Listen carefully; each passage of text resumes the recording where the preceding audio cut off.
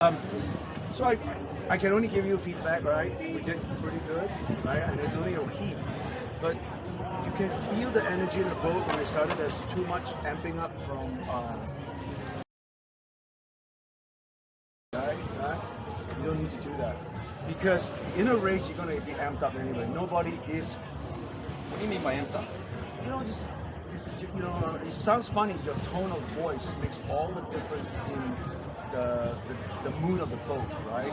So, including you, I just speak as an outsider. I don't belong to this one, right? You rushing, getting Mike to get amped up. He's already amped up, right? Right?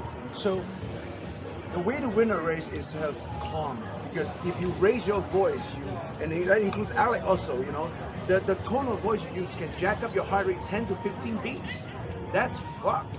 The 10 to 15 beats means going from to, that's all it takes. Right? You haven't done any extra work. So I think the way we want to approach a longer race is to be really relaxed, right? I don't care how you start. I don't give a shit about starts. Because too amped up at the start. It's how you finish that matters. Any woman will tell you that. Agree? Yes? Right? It's how you finish. Nobody cares how you start. So I'm trying to put it in terms that guys understand, right? So and what happened was when we were going ahead and we started gaining those guys, I didn't know it was the Foleys. I only found out with Jim and John Foley because I couldn't see his face.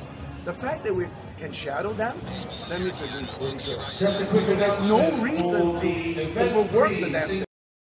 Use this for your future races because you have to like a Ukrainian, you know. We gotta use what called the lay of the land, right? Feed off the whatever you can get. So in this case, you can see John and Jim Foley.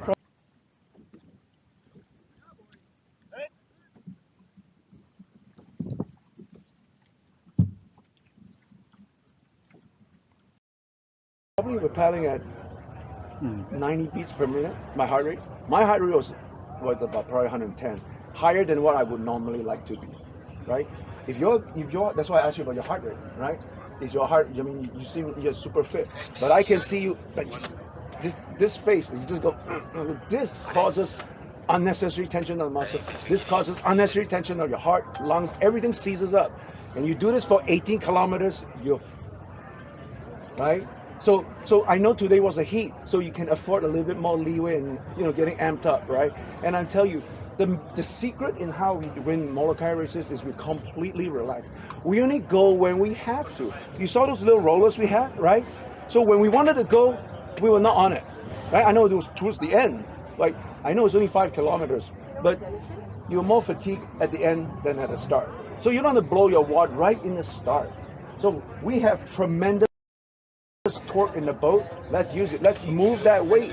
So don't worry about RPM. I know you didn't practice with us yesterday, right? So we had worked out a phase where we go on fastest pace no matter what. And the steersman, I have a simple rule. You either trust your steersman and your stroker. You never say a word to them.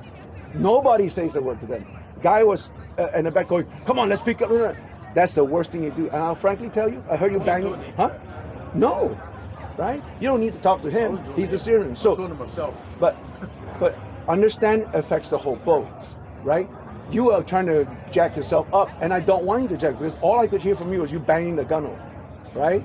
It means frankly that's the worst thing you can do because I know if you're banging the gunnel, that means you're.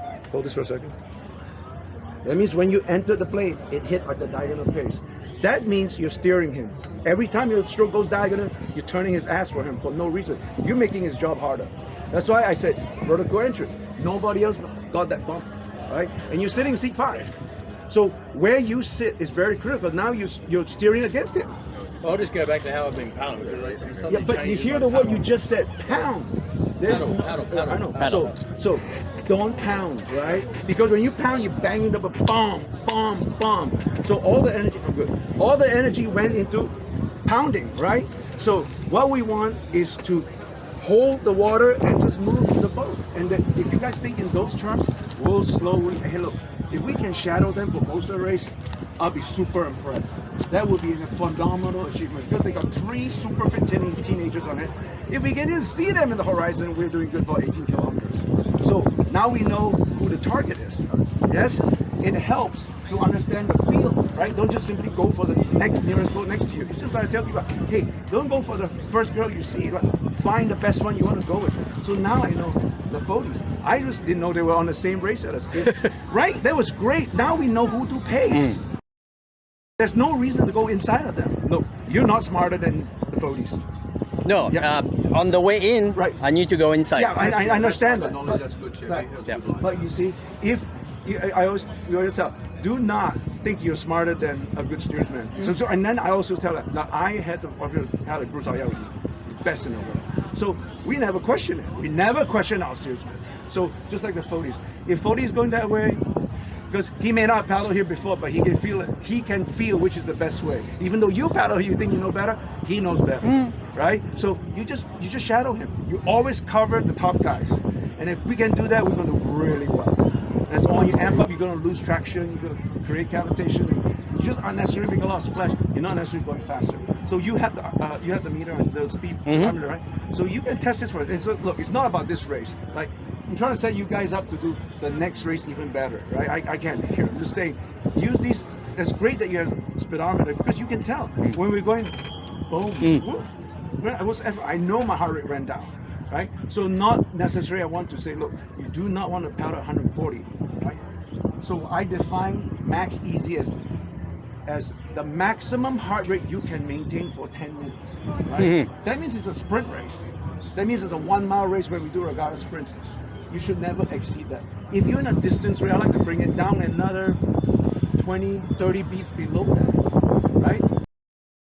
Look, you call the boat, right? Yeah, no, I'll still steer, right? Yeah. Because you'll have the better feel for calling it from your position Well, in you can feel C4. it too. You can feel when we were like gliding effortlessly. Everyone was like, wow, this is magic. This is magic, right? So there was no reason for you to go jack him up some more. We're already going good. No, it was just, it was more like go long. Yeah. No, but the longer thing is important because, you know, it helps, right? Yeah. But like, we don't have the race mentality. So other than that, I think hit the 40s at any point, right? But at the finish, it's a waste of energy. But you just keep us out of the current, Chevy.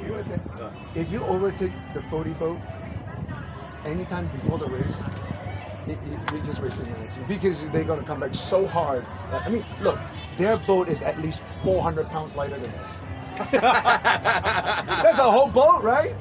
Right? I mean, that's what it is. So you can tell to move 400 pounds. This is just physics. For us to move 400 pounds, we're going to spend more energy. So don't spend it. Right? So if we can just stay with them, we are doing fantastic. Right? And if for some reason somebody had an accident, I can tell you, I raised the 2 brothers before, they are not going to die. They're not going to die. So you're not going to outlive them. Right? We all race together. You're not going to outlive the 40s. You know? If all 6 of us were like of that caliber, then I say, yeah, let's push them and break them. But we're not at the position. So let's just stay in touch. Stay in touch with them, and don't panic if we fall too far behind. Yeah, right. You steer your local line, Chevy. You know where the currents are. He knows it, and that's the that's you the need one advantage we every. really have. That's why when he went inside, it was great, right?